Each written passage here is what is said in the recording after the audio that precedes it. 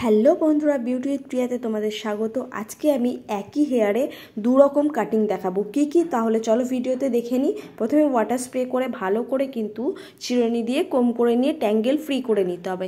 মানে হেয়ারে যদি একটু জট ভাব থাকে তাহলে হেয়ার কাটিংটা ভালো হতে চায় না, আর ভালোভাবে কিন্তু ভিজিয়ে নিতে হবে। তারপরে স্টেপ দেখো, মিডিলে একদম মিডিল বরাবর হাফ হাফ করে হেয়ার কিন্তু পিছন দিকে ভাগ করে নিয়েছি এবং সেখান থেকে সাইড থেকে হাফ ইঞ্চি করে দুই সাইড থেকে অল্প অল্প হেয়ার নিয়ে নিচ্ছি। আর সামনের স্টাইলের জন্য কিন্তু আলাদাভাবে ইয়ার টু ইয়ার সেকশন করে হেয়ার ক্লিপ দিয়ে আটকে রেখেছি। পিছনে দেখো একদম লেন্থ যতটা রাখবো এইটাকে বলে 0 ডিগ্রি। একদম পিঠের সাথে যখন আমার আঙুলটা লেগে গেছে তখনই আমি ওখানে আঙুলটা লক করে দিয়েছি, যেখানে আমি হেয়ারটা যতটা লেন্থে কাটবো। তারপরে এইভাবে সোজাভাবে কিন্তু হেয়ার কেটে নিতে হবে ওই লেন্থ অনুযায়ী। তাহলে একদম নিচে যেটা হয় সেটা 0 ডিগ্রি, আর আরেকটু ওপরে হলে সেটা 45 ডিগ্রি, এবং নিজের সমান সমান যদি হয় সেটা হয় 90 ডিগ্রি, এবং তার নিচে যেটা হয় 60 ডিগ্রি। তো ডিগ্রি মেজারমেন্ট করে যদি হেয়ার কাটিং করা হয় তাহলে একদম কোনো রকম কিন্তু প্রবলেম হবে না। এবার দেখো যে মিডিলে হেয়ারটা গাইডলাইনটা নিয়ে নিয়েছি, আমার লেন্থটা নিচের এই রকমই থাকবে।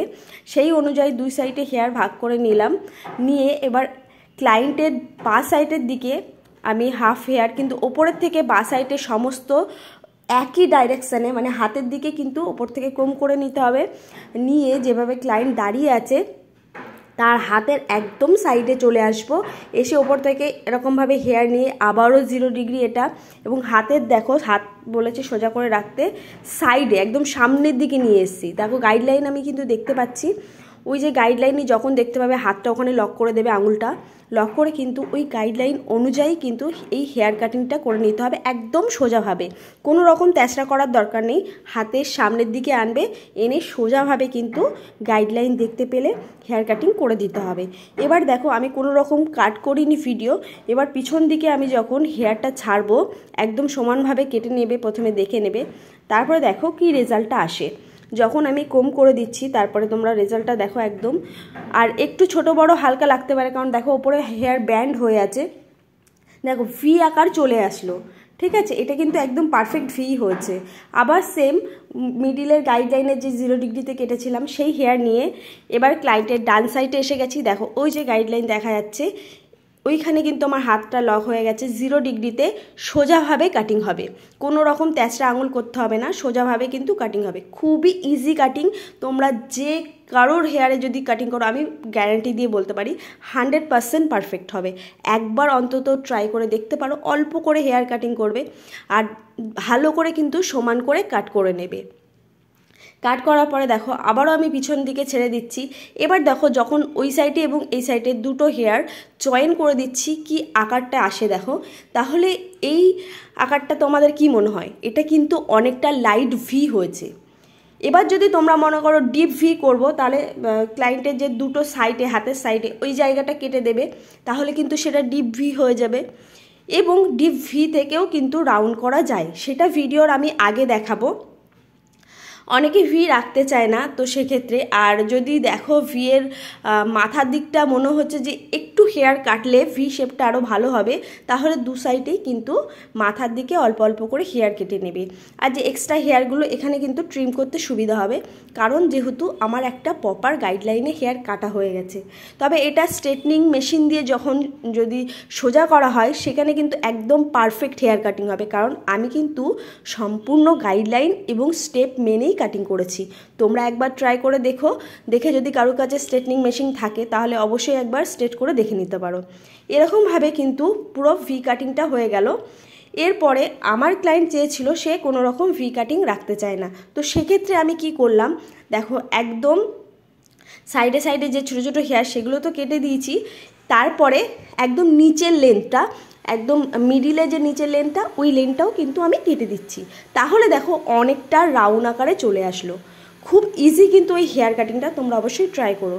এরপরে দেখো সামনের দিকে এই হেয়ার কাটিংটা আমি অনেকবার ভিডিওতে মানে তোমাদেরকে আমি বুঝিয়েওছি দেখিয়েওছি, তা সত্ত্বেও আরেকবার আমি তোমাদেরকে বুঝিয়ে দিচ্ছি। দেখো ইয়ার টু ইয়ার সেকশন মানে সিথে থেকে 4 ইঞ্চ বা 5 ইঞ্চ, তারপরে কানের যে সাইড ওই সাইড ওইটাকে বলে ইয়ার টু ইয়ার। তাহলে আমি সিধে থেকে কিন্তু একদম সাইড থেকে 1 ইঞ্চি করে হেয়ার নিচ্ছি। সেক্ষেত্রে কী প্রবলেম হয়, আমার হাতের মধ্যে আঙুলের মধ্যে কিন্তু হেয়ার ভাঁজ হয়ে যাচ্ছে এবং ভালোভাবে ধরতে পারছি না। এরকম করলে গাইডলাইনটা ভুল হয়ে যাবে।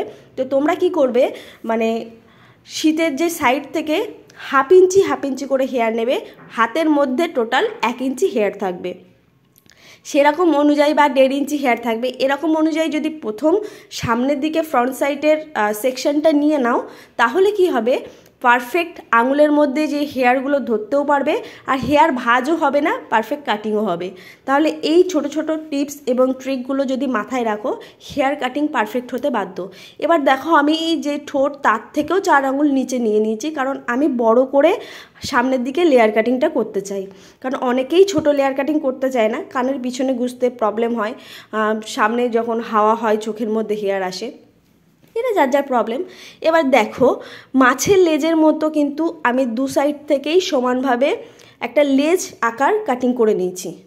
এই হেয়ারটা কিন্তু এবার মিডিল থেকে হাফ করে ভাগ করে নেব, মানে সামনের দিকের গাইডলাইন কিন্তু এই হেয়ারটা। যেহেতু ক্লায়েন্টের হেয়ার খুব বেশি মোটা নয়, সেই জন্য আর 2টো করে সেকশন নিলে সাইডে আমার কিন্তু গাইডলাইনের সাথে, দেখো যখন গাইডলাইন দেখতে পেয়েছি ওইখানে এবার হাতটা আমার উপরের দিকে থাকবে আর আঙুল দুটো নিচের দিকে। এটা কিন্তু ক্লায়েন্টের বা সাইড। তাহলে ক্লায়েন্টের বা সাইড থেকে যখন হেয়ার নেব, হাতটা আমার উপরের দিকে আর আঙুলটা নিচের দিকে থাকবে। গাইডলাইন আমি যখনই দেখতে পেয়েছি নিচের দিক থেকে হেয়ার ওপরের দিকে কাটিং করে দেবো। তাহলে কি হয়, আর সবসময় এটা কিন্তু আমি 45 ডিগ্রিতে কাটিং করেছি, আর নাকের বরাবর এনে, মানে আমার হাইট যেটা আছে সেটা 45 ডিগ্রি, আর যেটা মানে ডাইরেকশান বা আমি যে গাইডলাইনটা নিয়েছি সেটা কিন্তু নাক বরাবর।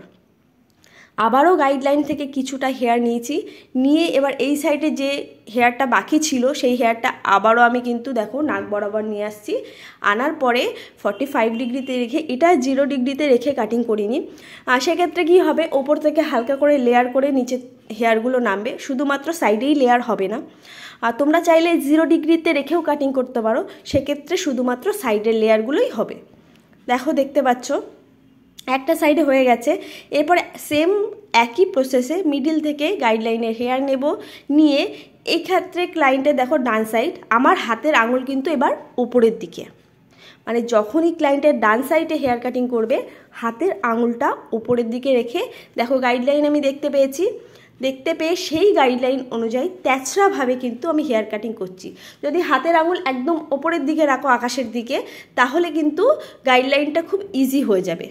মানে ক্লায়েন্ট যখন বাঁদিকে হেয়ার কাটিং করেছে, হাতের আঙুলটা কিন্তু মাটির দিকে ছিল, আর এখন যখন ক্লায়েন্টের ডান সাইডে আমি হেয়ার কাটিং করছি, আমার হাতের আঙুলটা কিন্তু আকাশের দিকে আছে। তাহলে বুঝতে পারলে খুব ইজিভাবে আমি তোমাদেরকে আমার হেয়ার কাটিংগুলো বোঝানোর চেষ্টা করি, আর আমি চেষ্টা করি কত ইজিভাবে তোমাদের কাছে আমি কোনো প্রেজেন্ট করতে পারবো, কিন্তু ক্লায়েন্টের কোনো ড্যামেজ না হয় সেক্ষেত্রেও কিন্তু আমি সেটা বুঝে নিই। ওই জন্য তোমরা কি করবে, আমার এই হেয়ার কাটিংটা প্রথমে নিজেদের কোনো রিলেটিভের ওপরে ট্রাই করবে। সামনের দিকে হেয়ার মিডিলে এনে একটু ছোট বড় থাকলে কেটে দেবে। ভিডিও ভালো লাগলে লাইক, কমেন্ট, সাবস্ক্রাইব করতে ভুলো না। Thank you for watching.